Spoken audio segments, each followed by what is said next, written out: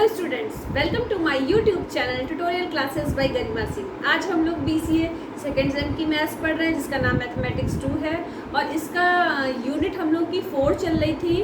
तो 4 में हम लोगों का लास्ट चैप्टर चल रहा है मैक्सिमा और मिनिमा। ठीक है, तो अब एक कॉन्सेप्ट आज आपको समझाना है तो उसको प्लीज़ ध्यान से समझिएगा। अगर कॉन्सेप्ट समझ में आ जाएगा तो आप कोई भी क्वेश्चन कर लोगे। ये नहीं कि मैम ने जो क्वेश्चन कराए केवल वही क्वेश्चन हम लगा लेते हैं, प्रैक्टिस कर लेते हैं, वही एग्ज़ाम में आएगा। अगर आप क्वेश्चन किस तरीके से हुआ है उस तरीके को समझ लोगे तो कोई भी क्वेश्चन एग्ज़ाम में आ जाए तो उसको आप सॉल्व कर लोगे। ठीक है, तो देखिए, find the maximum value of the function sine x 1 plus cos x at x is equal to pi by 3। ठीक है, तो इसमें मैक्सिमम वैल्यू निकालनी है। आपको पता है कि जब del two u upon del x two की वैल्यू अगर निगेटिव आती है, 0 से छोटी आती है तो हमारी मैक्सिमम वैल्यू निकलती है, 0 से बड़ी आती है तो मिनिमम वैल्यू निकलती है। ठीक है, तो देखिए सबसे पहले हमने क्या किया, u इज इक्वल टू जो फंक्शन गिवन था वो लिख लिया, साइन एक्स का अंदर मल्टीप्लाई कर दिया। अब ये साइन एक्स कॉस एक्स लिखा है, अगर इसमें 2 से ऊपर मल्टीप्लाई कर दें और 2 से डिवाइड कर दें तो साइन 2x का फॉर्मूला होता है 2 साइन एक्स कॉस एक्स। तो साइन 2x लिख दिया हमने इसको और अपॉन वाला 2 ये लिखा हुआ है 1/2। अब हमने इसका del u by del x निकाला। ठीक है, तो निकल आया हमारा कॉस एक्स प्लस ये अपॉन वाला 2 है और साइन एक्स का डिफ्रेंशिएशन होता है कॉस 2x, साइन 2x का डिफ्रेंशिएशन कॉस 2x और 2x का डिफ्रेंशिएशन 2, तो आ जाएगा 2 cos 2x और 2 से 2 कैंसिल हो जाएगा, बचेगा क्या cos x plus cos 2x।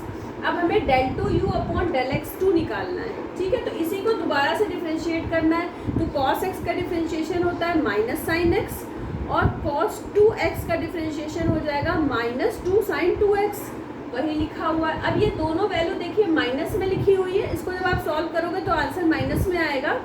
तो अगर निगेटिव आ रहा है del two u upon del x 2, इसका मतलब कि वैल्यू हमारी कैसे निकलेगी, u की मैक्सिमम। u की वैल्यू कैसे निकलती है, जब हम del u upon del x की वैल्यू 0 के इक्वल लिख देते हैं तो वहाँ से हमें x की वैल्यू का पता लगता है। जब x की वैल्यू का पता लगता है तो हम जो गिवन इक्वेशन होती है क्वेश्चन में उसमें हम x की वैल्यू पुट कर देते हैं और हमारी मैक्सिमम वैल्यू निकल आती है।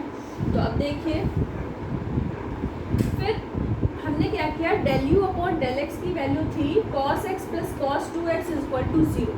अब हमने क्या किया, cos 2x को लिख लिया 2 cos स्क्वायर x माइनस 1, ये फॉर्मूला होता है। इसके बाद यहाँ पे ये लिख लिया, अब ये इक्वेशन हो गई। अब इसका जो मिडिल टर्म है cos x, इसको स्प्लिट कर दिया 2 टर्म्स में, तो क्या आ गया 2 cos square x plus 2 cos x minus cos x minus 1 is equal to 0। ठीक है, अब हमने इन दोनों से 2 cos x कॉमन ले लिया तो cos x प्लस 1 आया, यहाँ पे माइनस 1 कॉमन लिया तो cos x प्लस 1 आया इज इक्वल टू 0 हो गया। अब 2 cos x माइनस 1 और cos x प्लस 1, अगर 2 cos x minus 1 is equal to 0 होगा तो cos x is equal to 1/2 हो जाएगा। इसी तरीके से cos x plus 1 is equal to 0 होगा तो cos x is equal to minus 1 हो जाएगा, ये लिखा हुआ है। अच्छा, cos x में 1/2 वैल्यू किसकी होती है, cos 60 की। cos 60 को हम क्या बोल सकते हैं, π/3, तो हम 1/2 की जगह लिख सकते हैं cos π/3। अब देखिए इधर भी cos है इधर भी cos है, कंपेयर कर दिया तो x की वैल्यू आ गई π/3। यहाँ पे देखिए cos x is equal to minus 1 है। ठीक है, तो cos 90 तक की वैल्यू में हमको पता है कि माइनस 1 नहीं आता है। अब हम कैसे निकालें इसको, भाई हम जरूरी नहीं है कि हमें 90 के बाद की भी वैल्यू तैयार हो। ठीक है, तो क्या किया हमने, ये 4 क्वाड्रेंट है, ये आपका फर्स्ट क्वाड्रेंट है, ये आपका सेकंड क्वाड्रेंट है, ये आपका थर्ड क्वाड्रेंट है और ये आपका फोर्थ क्वाड्रेंट है। ठीक है, 4 क्वाड्रेंट हमने बना लिए। फर्स्ट क्वाड्रेंट में सारी trigonometrical value sine cos tan sec cosec, ठीक है, सब वैल्यू क्या होती है, पॉजिटिव होती है। सेकंड क्वाड्रेंट में साइन और कोसेक प्लस होती है। थर्ड क्वाड्रेंट में टैन और कॉट प्लस होता है, पॉजिटिव होती है। और फोर्थ क्वाड्रेंट में कॉस और सेक प्लस होता है। ठीक है। अच्छा, अब एक चीज़ और समझिएगा, फर्स्ट क्वाड्रेंट में जो एंगल की वैल्यू होती है वो π/2 होती है, π/2 मतलब 90। सेकेंड क्वाड्रेंट तक जब पहुँचते पहुँचते क्या हो जाती है पाई का मतलब 180। फिर थर्ड क्वाड्रेंट में हो जाती है 3π/2। 3π/2 को जब आप सॉल्व करोगे तो 270 मिलेगा, ठीक है। तो 270 होती है थर्ड क्वाड्रेंट तक, और फोर्थ क्वाड्रेंट पे आते आते एंगल क्या हो जाता है 2π। 2π का मतलब क्या होता है 180 इंटू 2 360, तो 360 एंगल हो जाता है। तो ये चीज़ें तो आप समझ गए। अब इसमें समझने वाली बात क्या है कि अगर कॉस की वैल्यू -1 में है तो कॉस फोर्थ क्वाड्रेंट में प्लस होता है और फर्स्ट क्वाड्रेंट में प्लस होता है। अब माइनस वाले कौन से दो बचे क्वाड्रेंट, एक सेकेंड और एक थर्ड। हम माइनस वाले क्यों ढूंढ रहे हैं कॉस में, क्योंकि कॉस की जो इक्वल टू की वैल्यू है वो माइनस में दी हुई है। तो सेकेंड और थर्ड। अब आपको ये पता है कि फर्स्ट क्वाड्रेंट में मतलब जब एंगल 90 होता है, थर्ड क्वाड्रेंट पे जब एंगल 270 होता है, तो दोनों में ही कॉस किस में कन्वर्ट हो जाता है साइन में, और साइन किस में कन्वर्ट हो जाता है कॉस में। तो हम थर्ड क्वाड्रेंट नहीं ले सकते, क्योंकि कॉस एक्स की राइट हैंड साइड पे -1 की वैल्यू ऐसी लिखनी है जो कॉस में ही आए। तो थर्ड क्वाड्रेंट नहीं ले सकते, क्योंकि यहाँ कॉस किस में चेंज हो जाएगा साइन में। अब हमारे पास बचा केवल सेकेंड क्वाड्रेंट। सेकेंड क्वाड्रेंट बचा जहाँ पे एंगल क्या है पाई है। अब एंगल पाई है तो अब हमने क्या किया, लिखा यहाँ पे कॉस पाई, फिर माइनस का साइन लगाया। क्यों लगाया माइनस का साइन, क्योंकि हम सेकेंड क्वाड्रेंट के लिए ले रहे हैं। अगर हम पाई में कुछ ऐड कर देंगे, पाई का मतलब 180 डिग्री एंगल, पाई में ऐड कर देंगे कुछ, तो वो थर्ड वाले क्वाड्रेंट में पहुंच जाएगा।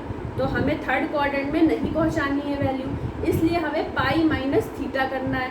अब थीटा की जगह पे हमने 0 क्यों रखा, क्योंकि ये जो 1 वैल्यू है, 1 किसकी वैल्यू होती है, कॉस 0 एंगल की वैल्यू क्या होती है 1। कॉस 90 की वैल्यू क्या होती है, कॉस 90 की वैल्यू नॉट डिफाइंड होती है, और नहीं, कॉस 90 की वैल्यू क्या होती है 0, और कॉस 0 की वैल्यू होती है 1, ठीक है।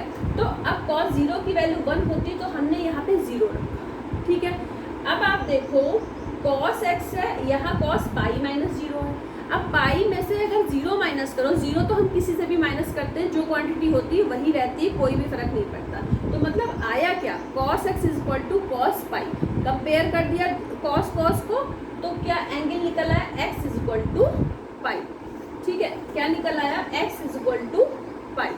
तो अब ये कैसे निकला x इज इक्वल टू पाई, अब आप इसको सर्च करना, आप गूगल पे सर्च करके देख सकते हो कि कॉस पाई की वैल्यू -1 होगी, ये आप करके देखो। यहाँ तो हमने आपको निकाल के दिखा दिया, आपको मेथड भी सिखा दिया क्वाड्रेंट वाला कि कैसे आपने कॉस एक्स की वैल्यू अगर -1 गिवन है तो आप कैसे निकालोगे, तो x इज इक्वल टू पाई निकल जाएगा। लेकिन आप ये चेक भी कर लेना कॉस पाई की वैल्यू -1 है कि नहीं है, कि मैम ने ऐसे ही बता दिया, ठीक है। अब देखिए इसके बाद क्या करना होता है, इसके बाद करना ये होता है कि जो हमारी इक्वेशन गिवन होती है क्वेश्चन में, वो u is equal to given होता है। उसमें अब जो हमने x की वैल्यू निकाली π/3 और एक x की वैल्यू पाई निकाली, ये हमने आपको वैसे ये वाली पाई वाली वैल्यू निकालने की ज़रूरत नहीं थी। अगर आपके क्वेश्चन में दिया हुआ है, चेक किस पे करना है, at x is equal to π/3 पे। लेकिन अगर π/3 नहीं गिवन है फिर क्या करोगे आप, π/3 नहीं गिवन है फिर क्या करोगे, तो आपको दोनों वैल्यू पे चेक करके देख लेना, ठीक है। तो अब at x is equal to π/3 लिखा हुआ है, तो हमने क्या किया, इक्वेशन 1 में x की जगह पे π/3 पुट कर दिया। तो π/3 पुट कर दिया, देखिए तो साइन π/3 की वैल्यू होती है √3/2, π/3 का मतलब साइन 60, साइन 60 की वैल्यू √3/2 होती है, लिख दी। cos 60 की वैल्यू 1/2 होता है, लिख दिया। 1 + 1/2 आएगा 3/2, दोनों का मल्टीप्लाई कर दिया तो आ गया 3√3/4। ये u मैक्सिमम निकला है, u is maximum at x is equal to π/3। क्यों हुआ ऐसा, मैक्सिमम क्यों बोल रहे हैं हम, इसको मिनिमम क्यों नहीं बोल रहे हैं, क्योंकि del2u अपॉन del x 2 की वैल्यू हमारी क्या है, निगेटिव।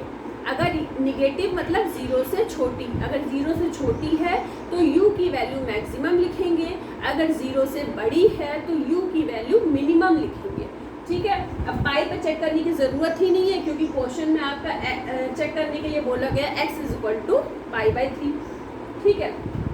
तो उतने पे ही हम लोगों ने इस क्वेश्चन को चेक कर लिया। आप पाई पे भी रख सकते हो, यहाँ क्या रख सकते हो, sin पाई, ठीक है। अब यहाँ पे लिख सकते हो, अगर आपको पाई पे भी चेक करना, sin पाई ब्रैकेट में 1 + cos पाई। अब sin पाई की वैल्यू मतलब sin 180 की वैल्यू क्या होती है, sin पाई की वैल्यू होती है आपकी 0। sin पाई, sin 2 पाई, sin 3 पाई, sin 4 पाई, इन सब की वैल्यू क्या होती है 0।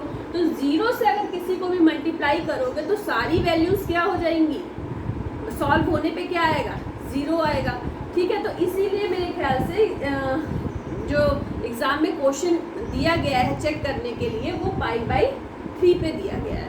तो u मैक्सिमम की वैल्यू आ गई 3√3/4, ठीक है। आपको हमने बता भी दिया कि पाई की वैल्यू भी रख के कैसे आप लिखोगे अगर आ जाएगा क्वेश्चन में, ठीक है। तो अब इस तरीके से आप सारी चीज़ें समझ गए। तो आपको ध्यान रखने वाली बात क्या है कि अब जैसे ये फंक्शन है, फंक्शन इसकी जगह कोई भी दूसरा फंक्शन आ सकता है। तो आपको देखना है कि जो आपकी वैल्यू निकल रही है, cos x हो या sin x हो या tan x हो या cot x हो, कुछ भी हो, इक्वल टू के उधर जो वैल्यू लिखी हुई है वो प्लस में लिखी हुई है कि माइनस में लिखी हुई है।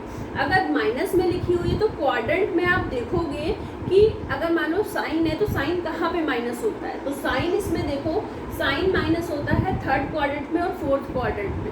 3rd क्वाड्रेंट नहीं चेक करोगे, क्यों, क्योंकि साइन कन्वर्ट हो जाता है कॉस में।